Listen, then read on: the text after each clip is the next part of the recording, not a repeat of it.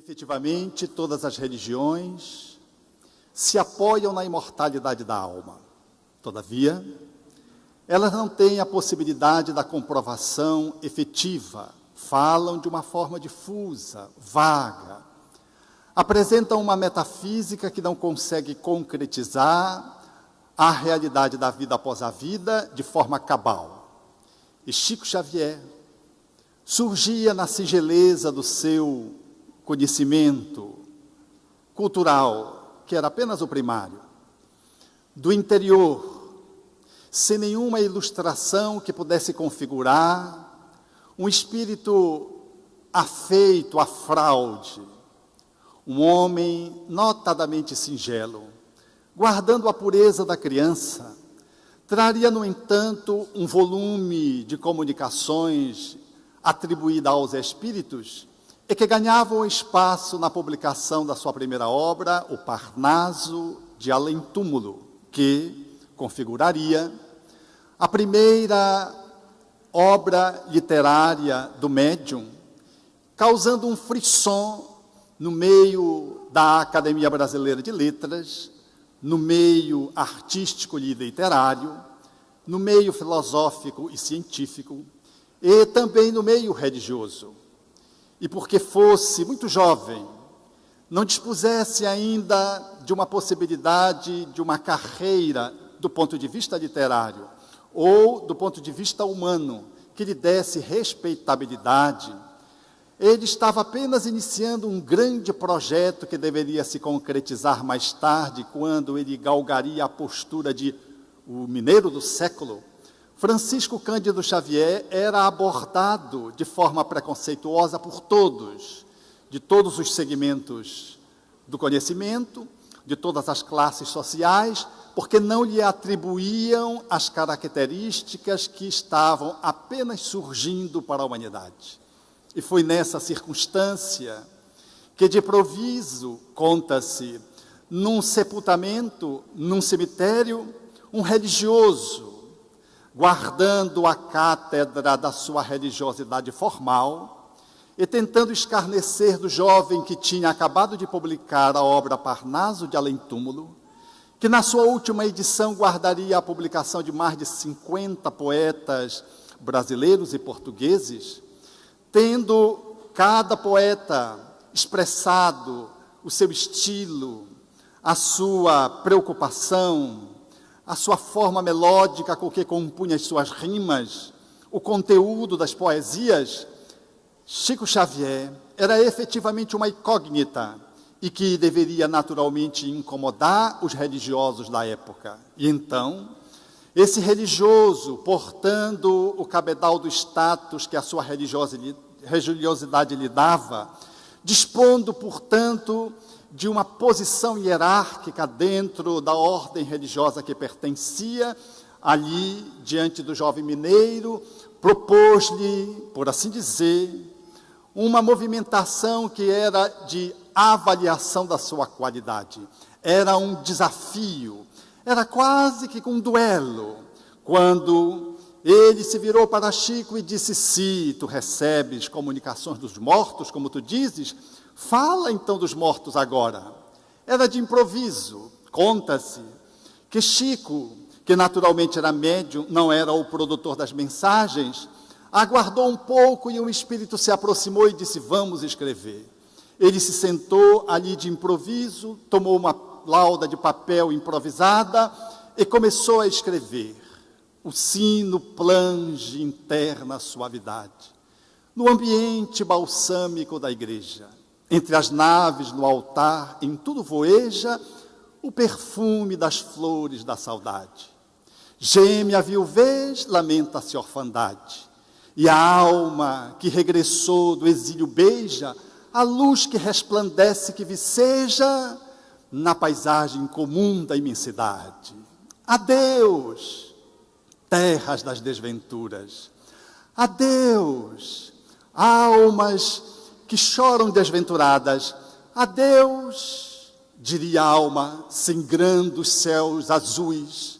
Adeus, clamavam as vozes desoladas.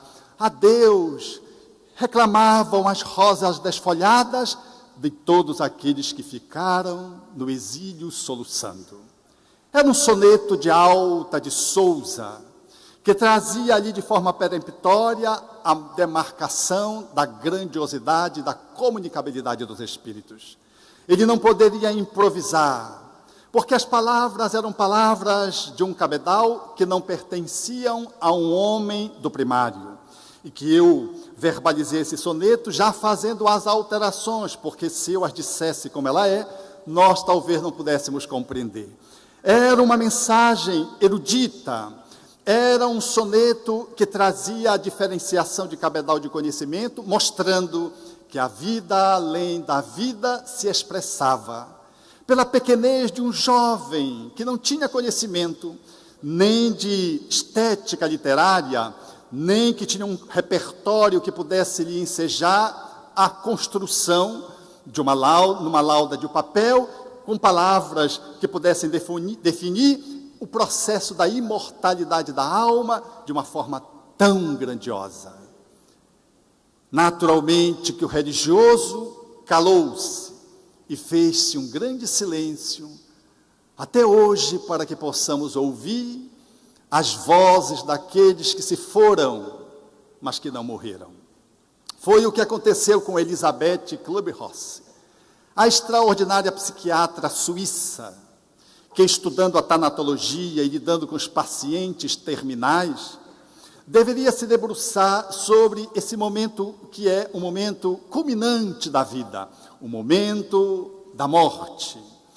Poucos médicos têm essa afeição para lidar com essa terminalidade da vida física, porque os profissionais da área de saúde, notadamente os médicos, foram feitos para curar, salvar, e não para acompanharem a morte, vencer o orgulho deles, na tentativa de segurar a vida física em vão. Assim, uma área pouco devassada, a tanatologia. Elisabeth Kübler-Ross era essa mulher indomável, de um espírito crítico, de uma audácia, de uma dedicação incrível, que deveria se aproximar dos pacientes terminais para perceber como é que eles se sentem. E abriu, dentro da universidade, um espaço para que os alunos pudessem conversar com as pessoas que tinham doenças irreversíveis e caminhavam inevitavelmente para a morte, para se poder perceber como é que funciona uma pessoa que vai se acabar, por assim dizer.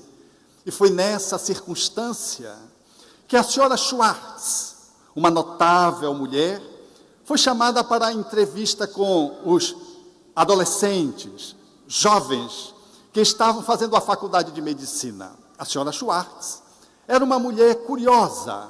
A enfermeira disse para a doutora Elisabeth Kübler-Ross, recomendando-a, de que ela era uma mulher estranha, porque ela já tinha feito 4, 6, 8, 10 processos de vivência na UTI que sinalizavam para a morte, mas ela não morria.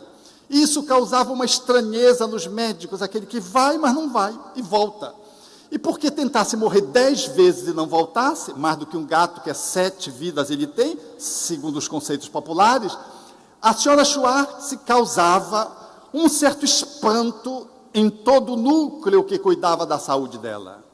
E ela ali se apresentou. A doutora Elisabeth Kübler-Ross procurou avaliar o que é que se tratava, pelo que aquele fenômeno se estabelecia, um morre, não morre, morre, não morre, já que ela apresentava uma saúde muito frágil.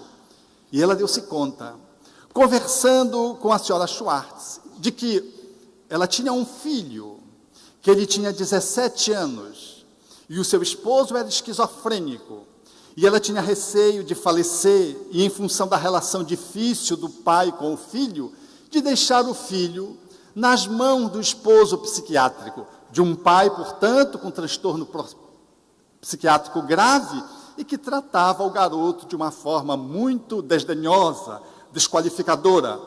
Era esse o motivo psicológico que sustentava a senhora Schwartz. Ela ia à porta do túmulo e voltava por essa motivação psicológica. A doutora Ross, então, orientou que ela procurasse o setor jurídico dentro dos Estados Unidos para poder agenciar a proteção do filho encontrando um tutor, um curador, no caso da morte dela, que pudesse tomar conta do garoto. E assim ela o fez. E quando o fez, a doutora Rossi achou que estava tudo resolvido. A senhora Schwartz tinha feito as entrevistas. 10 meses depois, quem aparece? A senhora Schwartz novamente, dizendo à doutora Rossi que queria se submeter a uma nova entrevista. A doutora disse que não podia, porque era da prática profissional das entrevistas, não se reentrevistar ninguém. E ela já tinha sido entrevistada. E ela disse, mas eu preciso, porque eu preciso colocar algo novo. E a insistência foi de tal ordem, que a doutora Rossi fez uma concessão. E assim, lá foi a senhora Schwartz, que depois de 10 meses ainda não tinha morrido. Depois das 10 vezes quase. E ela está na entrevista, e ela notou uma impaciência na doutora Rossi, porque a entrevista corria do mesmo jeito, trazendo os mesmos assuntos. Quando então a doutora Elizabeth disse, então, o que você tem a dizer de novo? Interrompendo aquela entrevista que se dava com 40 alunos. E ela disse, doutora Rossi, é porque eu fui internada novamente, e apresentava sangramento. E quando eu me vi fora do corpo, e vi a enfermeira agoniada, e saiu porta fora, e eu estava fora do corpo sem sentir absolutamente nada, como se dispusesse de plena saúde, e fiquei contemplando a cena de um médico, com os auxiliares, inclusive um residente, que entrou na UTI para fazer o processo da minha reanimação, eu experimentando os processos do adoecimento grave, da hemorragia. Logo, o médico começou a fazer a ressuscitação cardiorrespiratória. Eu comecei a falar que eles poderiam deixar, de que eu estava bem, mas quando eu me aproximei e fui tentar tocar no médico, o meu braço passou pelo braço dele.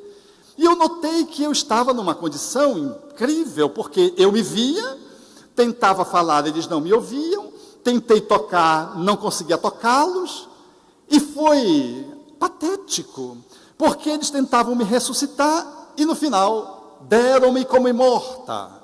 O residente, um pouco nervoso, ainda apresentou piadas, para talvez disfarçar o seu nervosismo, e colocaram o pano por sobre mim, e eu contemplando aquela cena, nos seus mínimos detalhes, ouvindo os diálogos, e quando eles saíram, eu fiquei ali. E a enfermeira voltou para fazer, provavelmente, a remoção do corpo, e ela deu-se conta de que eu estava viva novamente. E quando ela levantou o lençol, eu senti-me novamente no corpo, e eu quero saber, doutora Rossi, depois de respirar naquele corpo, ela saiu nervosa chamando os médicos, e novamente os médicos retornaram, e eu estou aqui. Então eu quero saber se eu sou louca. A doutora Rossi era psiquiátrica. Aquela mulher já era estranha desde sempre. Agora trazia aquela história patética, um tanto absurda, e ela olhando para a senhora Schwartz, diante dos alunos que estavam absolutamente contemplativos, disse, não, a senhora não é louca, a senhora é normal. Então a senhora pode me dar um atestado de que eu sou normal? Posso, porque tem paciente que é assim. Ele quer que você diga, que você escreva e que você carimbe depois. Para ele mostrar, tá vendo, eu não sou doido, eu não sou doido, eu não sou doido, eu não sou doido. E é, às vezes é. Um médico passa de ver livre, se você é normal, e põe assim uma aspazinha assim. Mas ele não olha a aspa, porque ele é anormal, ele sai mostrando para todo mundo que ele é normal. Doutora Rossi atestou, e ela então deitou novamente na cama, após a entrevista, e saiu.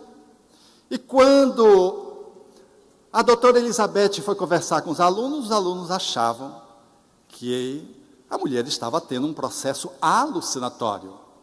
E ficaram estranhando a psiquiatra ter dado um laudo de que ela estava normal. Dizem que os psiquiatras são quase doentes, o que não é verdade.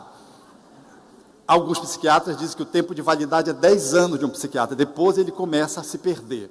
Na minha época, eu não sabia quem era o doente, se era o professor ou se era o doente que estava sendo entrevistado quando eu era acadêmico, porque porque os psiquiatras eram meio desarranjados. Hoje mudou essa paisagem, já não é mais assim. Mas nós ainda temos assim uma certa prevenção com os psiquiatras. Nós dissemos, lá vai o meu ginecologista, lá vai o meu pediatra, meu cardiologista, meu oftalmologista, mas ninguém diz, lá vai o meu psiquiatra. Ninguém diz. Lá vai o meu doutor, se disser, se fizer menção. Então eles ficaram estranhando, achando que a doutora Rossi estava bilé. E a doutora Rossi, percebendo isso, afirmou categoricamente, eu conheço a senhora Schwartz. E ela está lúcida, ela está normal. E os alunos ficaram extremamente reticentes diante daquela abordagem, daquela profissional que se caracterizara para estudar os ambientes em torno da morte e que publicaria uma obra notável no ano de 1969, que é um marco na tanatologia sobre a morte e sobre o morrer. Falando, portanto, da terminalidade daqueles que adoecemos, ou pela idade, vamos caminhando para o portal da grande vida. Assim, encerrou-se aquela entrevista, não antes da doutora Rossi dizer, ela está lúcida, e ela tem um filho que está confiado à curadoria se ela falecer.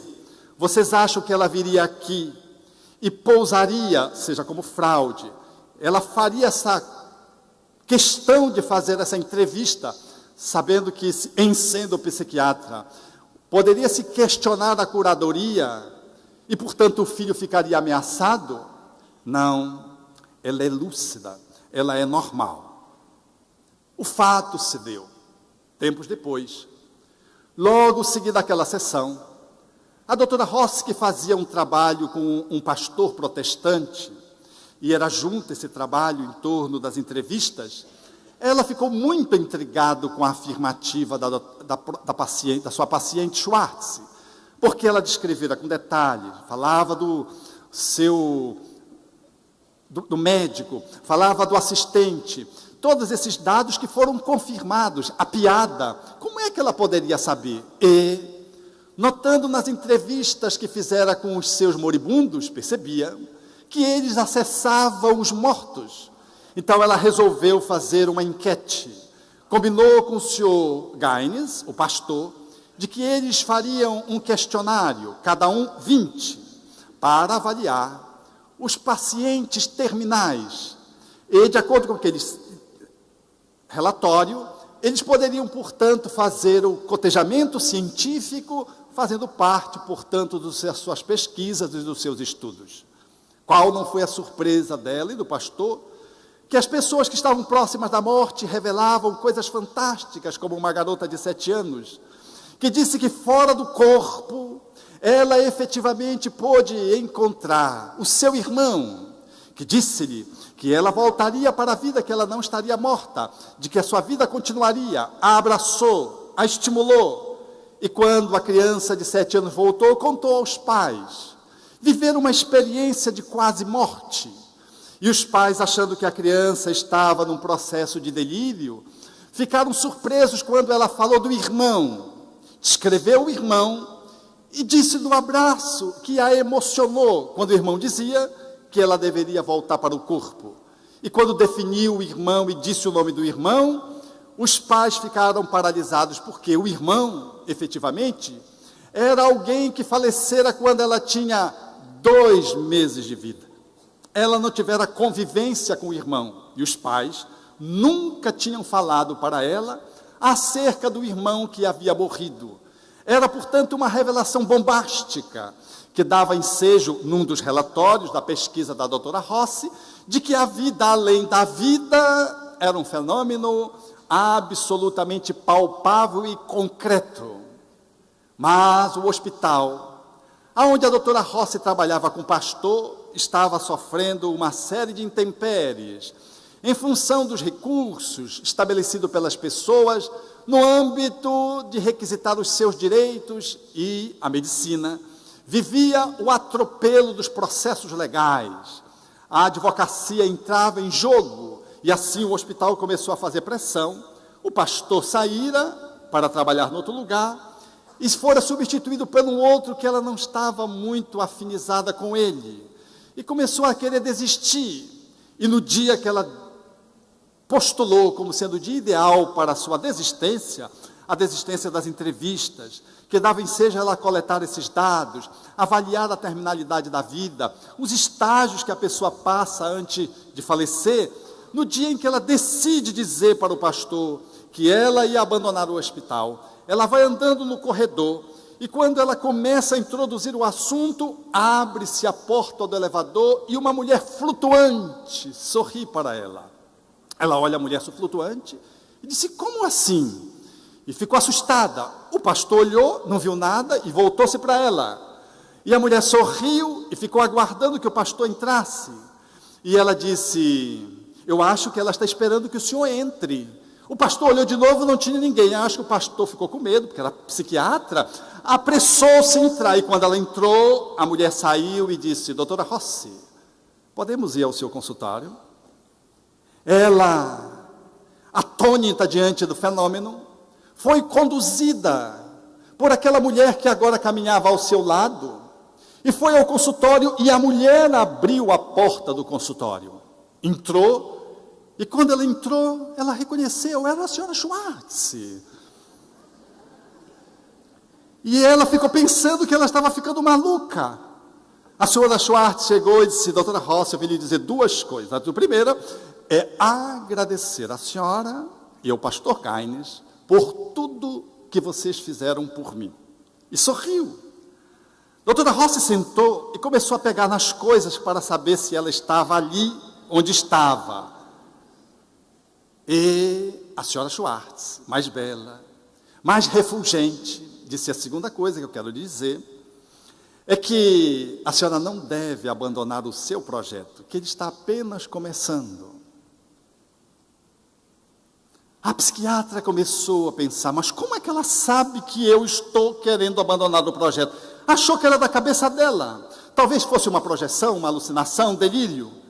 E para tentar dissuadir-se de que aquele era efetivamente um fenômeno paranormal, ou confirmar de que era uma maluquice, ela pegou um papel, estendeu para o espírito e disse: faça o agradecimento ao pastor. O espírito tomou a caneta, pegou o papel. Enquanto Rossi pegava a xícara de café para se certificar de que ela estava no corpo, e o espírito começou a fazer uma dedicatória ao pastor Gaines.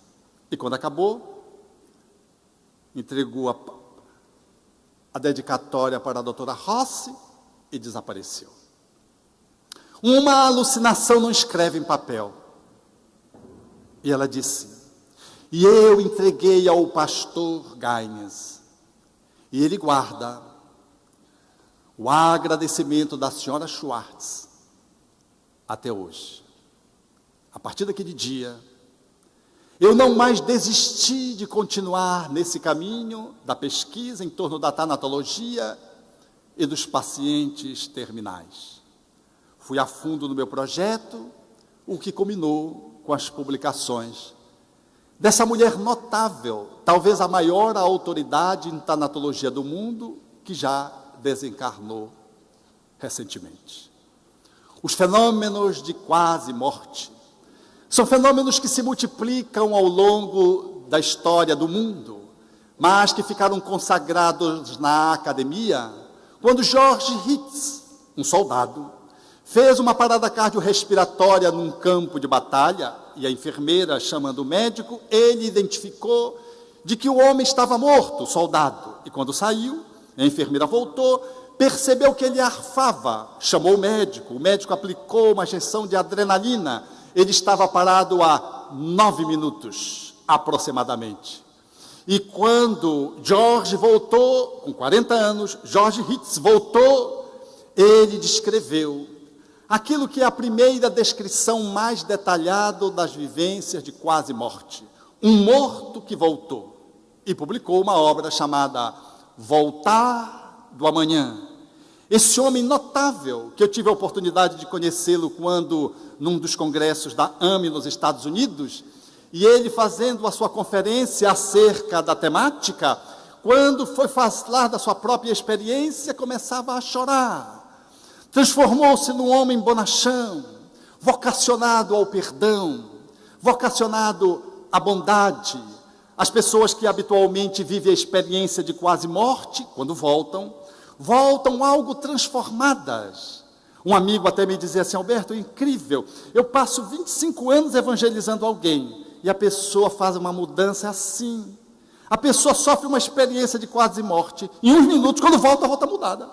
Então eu vou jogar todo mundo na experiência de quase morte, eu não vou mais evangelizar ninguém.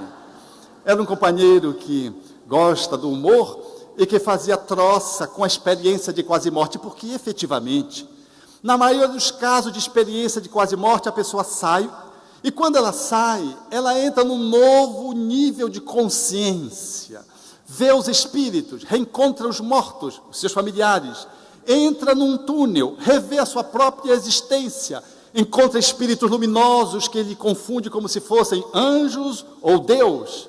E quando eles voltam, os valores e princípios se modificam.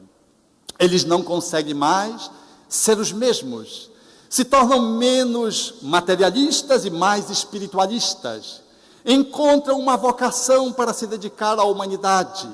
Vêm agora dotados de um espírito integrado num processo de honestidade, de gentileza, de carinho, e passam a ser pessoas que vocacionadas para a transcendência, para a espiritualidade. Radicalmente muda a vida daqueles que sofrem uma experiência de quase morte, seja num acidente, numa parada cardiorrespiratória dentro, por exemplo, de um hospital, sejam experiências que, em torno da vida, que mobilizam a pessoa para um trauma, e do trauma a pessoa sai do corpo, e quando volta, ela volta diferente. Esse processo, ele deveria encontrar na maior autoridade no assunto, que é Raymond Jr., o extraordinário americano, doutor em filosofia, doutor em psicologia e psiquiatra, deveria documentar 50 casos, de 150 casos muito bem estudados, das experiências daqueles que vão além da vida e vivem uma vida que não é a vida corpórea, é uma vida fora do corpo. Ele publicaria a obra Vida Depois da Vida, que se transformaria em filme com o nome homônimo e ganharia uma medalha, a medalha de bronze, em Nova York, na apresentação do filme, revelando aqueles que participaram dessas experiências, que foram fora do corpo e, quando voltaram, narraram coisas incríveis, como, por exemplo, o russo George, materialista, ateísta, professor de anatomia e de fisiologia, e que, quando se viu fora de corpo, viveu uma experiência da holografia, se deslocava no espaço, encontrou seu pai, que havia a suposição de que ele tinha morrido no acidente, mas na verdade ele foi assassinado pela KGB. Ele descobriu isso fora do corpo. E fenômenos incríveis aconteceram com George. Até o momento em que ele, no hospital, de volta, fora do corpo, viu uma criança que chorava. E os médicos tentavam decifrar a sua dor e não conseguia. E como ele era médico, ele olhou e percebeu, a criança apresentava uma fratura na bacia. E como os médicos não resolviam o problema, examinando-a, dando os remédios, ele se aproximou da criança e percebeu que a criança o via. E ele então pôde consolá-la, falando-lhe da dor, do local em onde estava a dor. E a criança então voltou e ficou consolada em função da abordagem psicológica que fora adequada, muito embora ele estivesse fora do corpo. E quando estavam levando o seu corpo para fazer a necrópsia, ele voltou. Imagina essa cena, deve ser bonita, né? A pessoa está levando e eu vivi em Belém isso, mas isso foi uma brincadeira. Os padeiros, enfermeiros, serviçais, na atividades gerais, levando os corpos no pronto-socorro e joga em cima da pedra. E um companheiro disse, não joga os corpos assim. Tenha respeito pelo corpo. E o cidadão disse, mas está morto. Não, morto eu não sei, mas tem a alma.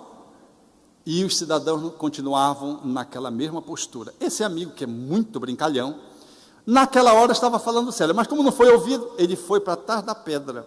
Quando jogaram o corpo, ele gritou, Acho que os dois quiseram passar na porta ao mesmo tempo, porque é curiosa a nossa relação com os mortos, né? A gente não tem medo do assaltante, mas tem medo de espírito. E é espírita. São as nossas contradições culturais, arquetípicas na nossa relação com os espíritos. Desse modo, George voltou, e quando voltou, narrou a experiência. As pessoas ficaram intrigadas, e ele disse: e aquela criança que chorava, ela tem uma fratura na bacia, e por isso ela chorava. E eu a consolei. Os médicos intrigados foram radiografar, e estava a fratura na bacia. Documentando, portanto, que George não voltara para o corpo trazendo processos alucinatórios, manifestações delirantes de que tinha visto, ouvido, sentido, de que a realidade pulsante de que ele viveu era um fato autêntico. E George fala da sua conexão com Deus, materialista que era, ateísta que era, e diz que agora ele entendia o porquê de todas as religiões condenarem o suicídio. A vivência da experiência de quase morte, trazida ao mundo por George Raymond Jr., num documentário onde ele entrevista as pessoas que ele pesquisou, durante 90 minutos aproximadamente, é efetivamente uma película que todos devemos consultar. E lá está a fala do nosso querido George, russo materialista, que se evadiu para os Estados Unidos e que passou pela experiência de quase morte. Efetivamente, a ciência vai caminhando nessa direção a passos largos. E agora, nesse ano de 2008, bem recente, portanto, Alexander III, o neurocirurgião americano que passou pela experiência sendo materialista, viveu essa mesma experiência e 6 anos depois ele escreve o livro Uma Prova do Céu, para falar dessa jornada do neurocirurgião à vida além da morte. E documenta, portanto, a sua vocação agora para a espiritualidade. Fala do mundo dos espíritos, na sua segunda obra, O Mapa do Céu, que parece que você está lendo André Luiz, a universalidade dos ensinos dos espíritos. A descrição que Alexander faz no seu segundo livro é como se você estivesse lendo Nosso Lar. Tal é a concretude das suas informações. Se ele fosse brasileiro, a gente poderia dizer que ele estava plagiando, mas é americano, não tem acesso à literatura espírita, não era religioso, o que dá cada vez mais uma concretude a essa realidade da vida além da vida. O Espiritismo, naturalmente, fala dos fenômenos de quase morte, porque a morte é quase, ela não existe. Há renascimento e morte dentro da grande vida, mas morte como processo definitivo não existe. E esses fenômenos se desdobram todos os dias. E eu vivi essa experiência agora, há 15 dias atrás, quando ia a Porangatu. Eu sou um médium extraordinário, sou blindado, hermético, nem entra nem sai, não vejo, não ouço, nada, não sinto, nem arrepio eu sinto. Eu tenho uma inveja dos médiuns, uma inveja espírita, sabe como é inveja espírita? Não sinto nada. Então, quando acontece alguma coisa comigo, eu faço uma celebração. E eu estava chegando a Porangatu. Eu não sabia onde ficava Porangatu. Cheguei no aeroporto e disse: quanto tempo a gente vai ter de viagem? Ele disse: não, mais ou menos umas 5 horas. Quando eu disse umas 5 horas, eu tomei um susto, porque eu tinha levantado 3h30 da manhã. E eram aproximadamente 10h30 da manhã que eu tinha chegado em Goiânia. E eu disse: como assim? Fica a 400 quilômetros de Goiânia. Eu digo: meu Jesus, valha-me Deus, tudo por Jesus Cristo. E fui. Mas quando estava chegando próximo de Porangatu, eu senti uma sonolência. Eu tinha levantado 3h30. Eu pedi ao meu anfitrião a possibilidade de poder descansar durante alguns minutos. Reclinei um pouco o banco e adormeci.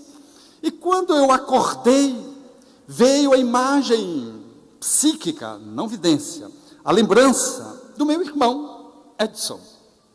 E quando veio imediatamente um bloco de conteúdo falando da experiência de finalização da vida dele. Eu fui me dando conta que ele estava ali, a sensação é que ele estava dentro do carro coparticipando da nossa viagem. E fui me dando conta que foi naquela cidade, naquela estrada, que nós estávamos nos aproximando, que ele desencarnara no acidente de carro. Eu fiquei perplexo, porque eu, como não sinto nada, não vejo nada, não sonho, eu sou uma tábua. De repente aquilo veio vívido, e eu comecei a conversar com o meu anfitrião como se tivesse incorporado. Disse, meu irmão está aqui. Eu acho que ele pensou que eu era médio vidente, mas tal era a certeza. E eu disse, engraçado, eu acho que foi essa cena. E comecei a fazer as contas, a distância, porque eu não me lembrava. Faziam 30 anos que ele tinha desencarnado. Era a vida pujante que brotava naquele momento em que eu voltava àquele espaço, cuja desencarnação dele ensejou o nascimento de um centro espírita do qual a gente está vinculado, que é o Jardim das Oliveiras, que faz esse trabalho social momentoso de atendimento àqueles que estão abaixo da linha da pobreza. Um fenômeno tão doloroso, onde desencarnaram 3 pessoas num acidente de carro, cujo carro estava novo, recém-comprado, não tinha um mês, e deslizou, porque o único sobrevivente narrou a experiência, ele simplesmente deslizou e deu de frente com o outro, do nada. E o meu irmão estava no volante, e o meu primo do lado, que tentou interferir, mas não conseguiu, e o sobrevivente foi cuspido pelo vidro de trás, e sobreviveu, e narrou a experiência. Essa desencarnação tríplice de dor, de sofrimento, ensejou um abalo, não só na família, mas na cidade, porque o meu primo era um médico conceituado, muito famoso, e isso abalou a cidade porque foi uma circunstância absolutamente imprevista. E o espiritismo, que já nos banhava a família, foi a pedra de toque para o processo da consolação e do esclarecimento, o que potencializou o nascimento do Grupo Espírita Jardim das Oliveiras, que até hoje, 30 anos depois aproximadamente, vem coroando as vidas daqueles que estão na vida física e estão a caminho da morte moral, por não terem ensejo de poder ter acesso aos seus direitos fundamentais. E, portanto, não ter acesso também a princípios de dignidade de vida, que um ser humano todo deve ter. Essa experiência, por exemplo, fala-nos dessa concepção espírita que nos conecta entre 2 mundos, porque a vida é uma só, ela é eternal, ela não é terrenal. Uma experiência de existência fala do corpo, mas a vida, ela é única. Ninguém sai e ninguém entra na vida, nós entramos ou saímos do corpo. E assim o Espiritismo vai nos aclarando para essa intercomunicabilidade de que as experiências de quase morte, elas borbulham no nosso cotidiano, e o Espiritismo, há 150 anos mais atrás, esquadrinhou esse mundo que era metafísico, que era subjetivo, que as religiões falam, mas não sabem definir. O Espiritismo foi com a luneta da mediunidade e pôde definir como se faz com o microscópio os micro-organismos e com o telescópio as galáxias. Esse processo de devassar a realidade do mundo espiritual, todos os dias acontece conosco. Falei do meu sono e do despertamento assustado, mas vivo essa experiência no cotidiano. Outro dia vivi uma experiência dessa ordem. A minha paciente chegou no meu consultório e narrou emocionada que tinha ido a um velório. E ela me dizia, doutor, eu não conheço o morto. O morto tem 50 anos, teve um infarto fulminante. Mas a enteada dele, eu sou madrinha da enteada dele. E eu fiquei assim, muito triste, porque no velório tinha um filho que chorou muito, de 19 anos aproximadamente, e lamentava não ter se reconciliado com o pai, uma filha mais nova que não quis dizer nada, que estava carrancuda, e uma criança de 7 anos, que quando abriu a boca, todos nós choramos, porque ela foi dizer que o pai era o melhor pai do mundo. O pai que tinha acabado de se aposentar, e ficava com a criança todo o tempo. E a criança começou a elogiar o pai, e começou a chorar, falando de um pai incomum, um pai que contrastava com a visão dos outros filhos. E ela disse, eu não podia deixar de me emocionar, eu não conhecia aquela criança, só conhecia a irmã dela, porque é filha só por parte de mãe. E quando ela está me contando isso, ela começou a sentir uma dor no peito. Disse, doutor, estou me dando uma dor no peito. Eu disse, fecha os olhos, relaxe. E ela relaxou, e um morto, vivo, se comunicou. Queixando de dor, eu digo, se acalme, respire. E ele disse, por favor, peça para ela também ser a madrinha da minha filha. E começou a chorar. E eu comecei a conversar com ele. E o nosso diálogo foi se desdobrando à medida que a dor foi silenciando por ação dos espíritos. E ele começou a dizer de que ele não esperava falecer, ele não estava doente. E de que ele estava confuso. E eu comecei a fazer menção às assistências espirituais e tudo. Fiz menção à mãe. Quando eu fiz a menção à mãe, intuitivamente, de que a mãe deveria estar acolhendo, isso foi intuição. Na minha mediunidade cega, quero dizer para vocês. Veio isso na minha cabeça. E eu fui certo, na mosca. E ele disse, eu odeio a minha mãe. E é ela que me trouxe aqui, sim. Mas eu odeio. Olha, odiar a mãe que vai buscar a gente no túmulo, precisa ter alguma encrenca, né? E aquilo não casou muito bem. No final das contas, ele saiu um pouco melhor, mas muito atordoado. Faziam 8 dias que o fenômeno tinha se dado. A minha paciente saiu e foi investigar se o morto tinha mãe. E ele era filho da mãe, que tinha morrido mesmo. E que ele não suportava a mãe, porque quando ele nasceu, a mãe deu para a irmã dela criar. E ele ficou com uma mágoa durante a vida inteira, porque a mãe o deu para a irmã criar, sem avaliar o pelo que a mãe foi fazer esse movimento de não criar o próprio filho, dando para a tia criar. E a mãe já tinha falecido, conforme ali o espírito tinha contado. A paciente voltou na outra sessão e disse, doutor, não é que é verdade aquela maluquice minha? Eu digo, qual? Não, aquele morto existe. Porque a mãe dele existe. Aí contou essa história que eu estou acabando de escrever para vocês. Essa é a realidade do cotidiano, que fala dessa inter-relação do lado de cá, daqui para lá, de lá para cá, estando no corpo e saindo, como no sonho, ou na experiência de quarto de morte, ou desencarnando.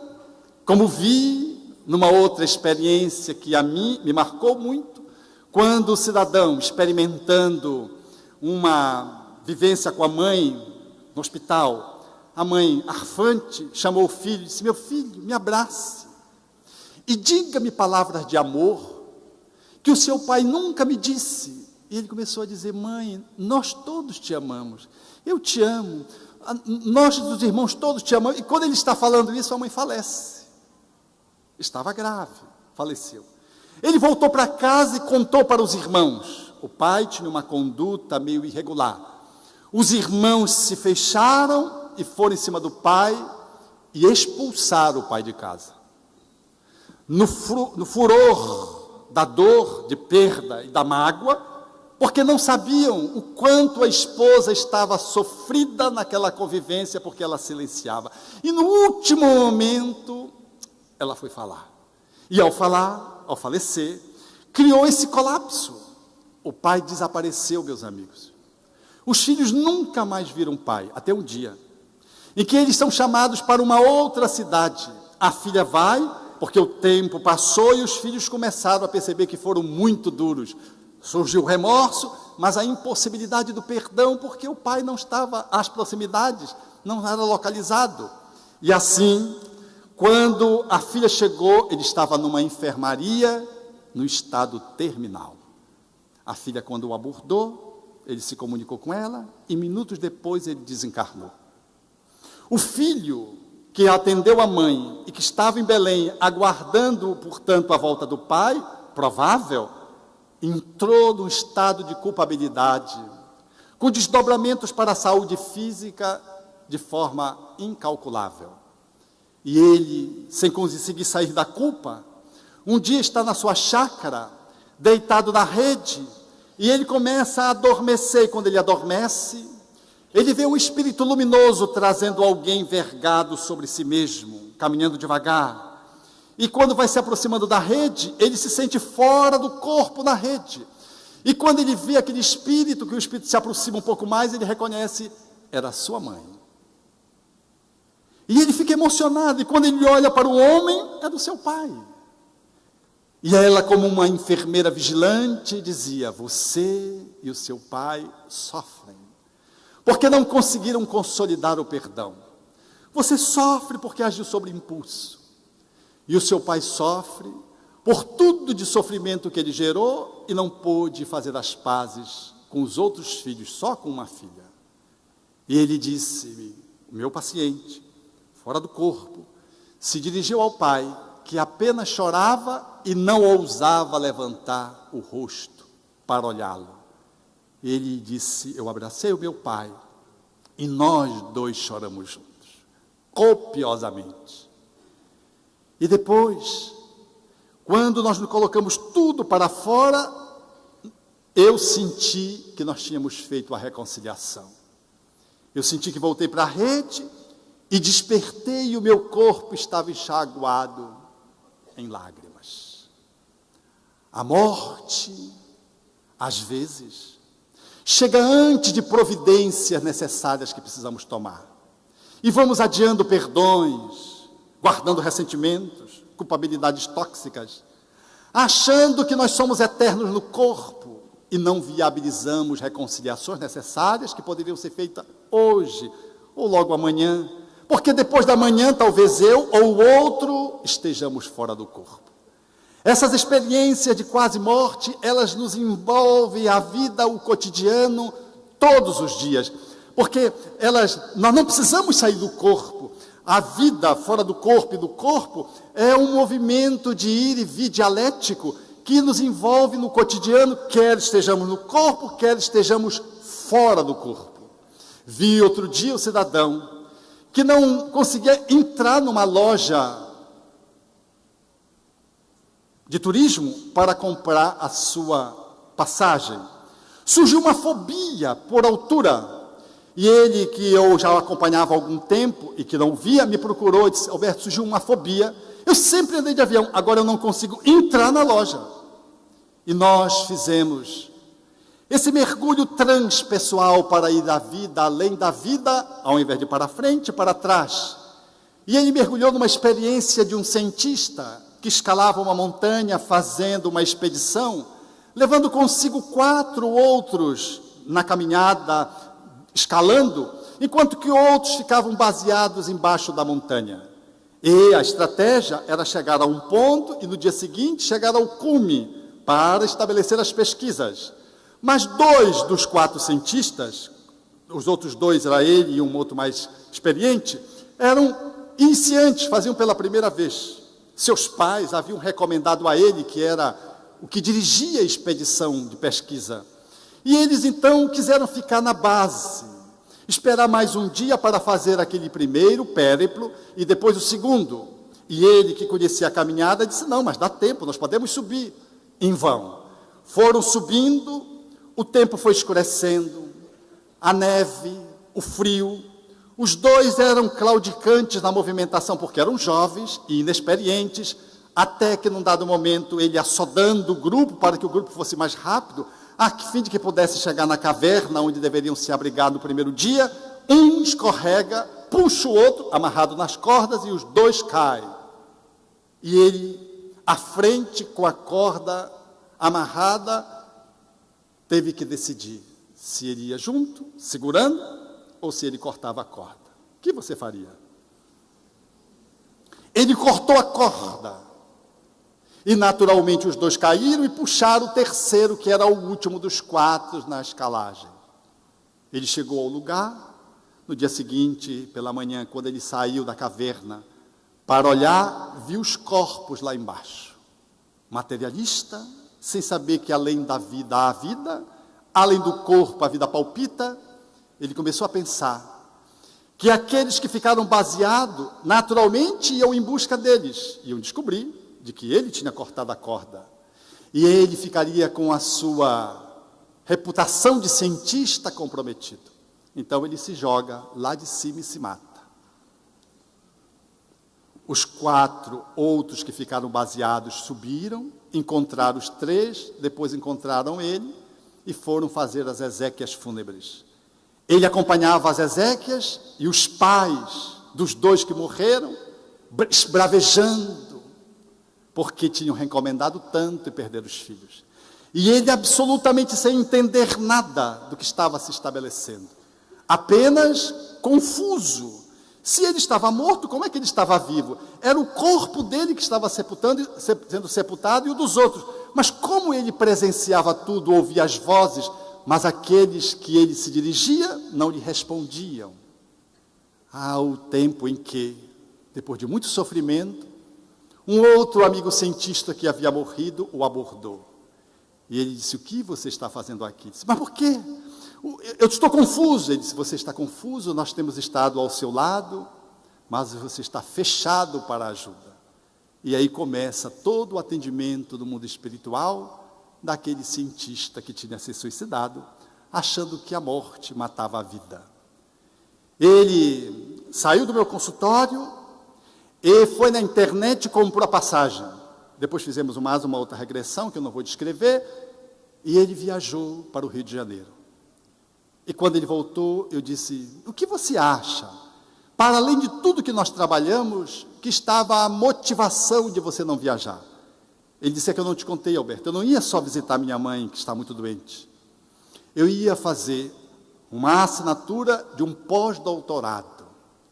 E foi isso, na minha idade, que mobilizou essa memória. Então eu não queria ir como se fosse acontecer uma tragédia. E travou-se, e eu fiquei congelado num processo fóbico. Todos os dias, caríssimos amigos, nós experimentamos vida e morte na nossa existência. Quando você dorme, sai do corpo e nem se dá conta que está morto, entre aspas. Está numa experiência de quase morte, sob controle, e sai. Muito embora aqueles que fiquem, sabem que você está vivo porque você ronca, que ninguém consegue dormir. Mas você sai, vê os outros. Às vezes vê o próprio corpo, como uma amiga que me procurou e disse: eu estou fazendo uma esquizofrenia. Estudante de medicina sempre logo se enquadra. Eu digo: mas por quê? Porque eu estou vendo o meu corpo. Eu digo: muito bem. E qual é o problema? Mas ninguém vê o corpo, se eu sou o corpo. Eu disse: você não é o corpo é seu. Porque a gente diz: o meu espírito. Não é o meu espírito, é o meu corpo. Você é o espírito. A gente diz assim: o meu espírito não está gostando disso, como se o espírito fosse uma outra coisa. Quem não está gostando disso é você, espírito. O corpo, como diz a minha sobrinha, é que é o embrulho. O presente é o espírito que mora dentro, figurativamente na linguagem infantil dela. Perfeito. Nós somos o espírito e o corpo é que nós dispomos. Esse é o grande dilema que nós definimos muito bem na obra que estamos lançando, que é a visão cerebrocêntrica e a visão espiritocêntrica. Para o mundo materialista, tudo vem do cérebro: emoção, amor, dor, sentimentos, valores, princípios. Nós somos resultados de um corpo. É uma visão materialista ateísta. Para o espiritismo, ele se vê na perspectiva espiritocêntrica, ou seja, o centro é o espírito. O corpo é a sua expressão. O corpo é a sua casa, no qual ele habita por um tempo e depois sai. Amor, dor, sentimento, saudade, vem do espírito, não vem do corpo, muito embora o corpo interfira no espírito. Mas é o espírito que gera o corpo, não é o corpo que gera a nossa subjetividade, a nossa emoção. E eu disse então à minha colega estudante de medicina: veja, saia do corpo e dê uma olhada no ambiente, veja o que tem embaixo da cama. E ela o fez. Ela, como é muito míope, viu o chinelo embaixo da cama, viu o óculos em cima da escrivaninha, viu tudo. Quando ela voltou, disse: Alberto, eu vi tudo. O meu delírio alucinatório é incrível. Ela ainda achava que era alucinação. Quase que eu mato ela de raiva, porque ela não é possível. Às vezes, como os espíritos disseram a Allan Kardec, quando Kardec perguntou: mas por que os espíritos não se mostram de forma tal que a pior das resistências possa ceder no âmbito da negação da imortalidade da alma? E os espíritos responderam, tratando da questão: não vês aqueles que dissem que mesmo que vissem não acreditariam? Não vês aqueles que veem, mas não creem? Por um acaso Jesus foi capaz de converter aos outros e convencer aos outros? Não, desejaria em milagres. Deus espalha mancheias, diz os espíritos. Nós queremos às vezes convencer e achamos que o fato é suficiente, mas se a pessoa não tiver maturidade, ela está diante do fato e nega. Às vezes é o espírito que se comunica, espírito desencarnado da reunião mediúnica. Eu já vivi essa experiência muitas vezes. E eu disse assim para um deles: então eu vou chamar uma alma para te atender. Ele disse: não chama a alma que eu tenho medo. Ele era a alma. E uma que eu tentei dizer que ela estava desencarnada, que ela tinha morrido, ela disse: quem morreu foi tu, que és um branco, olha como tu está aí desquadrado, branco, tu está para morrer, tu precisa consultar um médico. Eu fiquei muito aborrecido naquele dia, porque eu estava vestido de branco, eu não tinha pegado um sol durante muito tempo, então eu estava quase morto, não era quase morto, quase morto. E ela era uma prostituta que se comunicava achando que ela estava viva e que eu que estava próximo da morte, quando eu queria dizer que ela era morta, lá na andança do diálogo. Até que apareceu, e como ela, no início da comunicação ela me viu de branco, e ela achou que estava no hospital psiquiátrico. E eu disse: não, aqui não é um hospital, e papapá. Depois que eu disse isso, ela disse: eu acho que aqui é um hospital psiquiátrico. Por quê? Agora eu estou vendo uma mulher, minha amiga, prostituta, que já morreu. Tu me enganaste, eu estou tendo um delírio. E ela não estava delirando, ela estava apenas desencarnada. E a jovem ex-prostituta que veio para atendê-la, começou a se dirigir a ela, e me tirou daquela saia justa, porque eu é que estava na posição do quase morto, porque estava sem pegar sol durante muito tempo. Até os espíritos desencarnados, eles têm dúvidas acerca de que se estão vivos, muito embora sem o corpo, ou não. Por isso, o Espiritismo é essa doutrina momentosa, que nos fala dessa vida além da vida, mesmo estando no corpo ou fora do corpo. Valorize os seus dias, reconcilie-se com seu companheiro enquanto você está a caminho no corpo, para que você não seja entregue ao juiz, à consciência, que ele entregue ao oficial de justiça, que os bons espíritos encerrem numa prisão, um novo corpo, da qual nós não sairemos de lá até pagarmos o último ceitio na fala dos espíritos. Aproveitemos essa experiência de estar no corpo, sabendo que somos imortais. Não arregimentemos coisas. Eu vejo as pessoas compram uma casa e vivem para a casa. Ninguém pode sujar a casa, ninguém pode mexer na casa.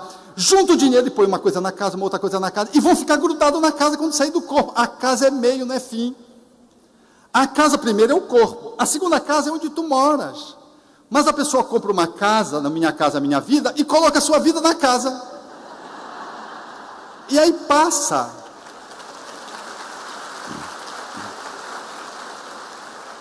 a viver em função da casa. Aí compra um lustre, aí compra isso, compra aquilo, e ai de alguém que suja a casa, ai de alguém que quebre alguma coisa. Aí você é escravo das coisas que possuem você, não é você que possui as coisas.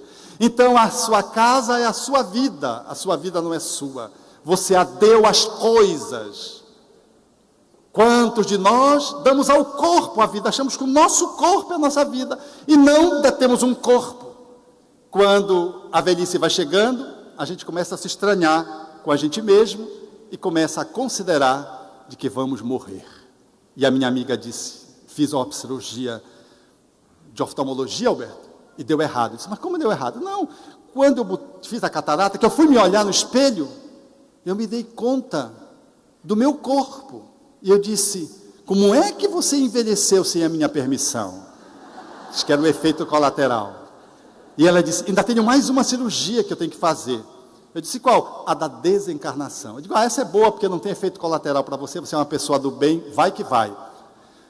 A vida é abundante. E o Espiritismo, caríssimos amigos, vem ao nosso encontro, falando dessa vida estoante que devemos valorizar todos os dias, no corpo ou fora do corpo, sabendo que o corpo é o nosso templo, que temos que sacralizá-los, mas ele é o nosso templo, ele não é a gente, e nós não devemos ser escravos deles, apesar de dever cuidar deles, porque o espírito que o habita é que é o ser imortal.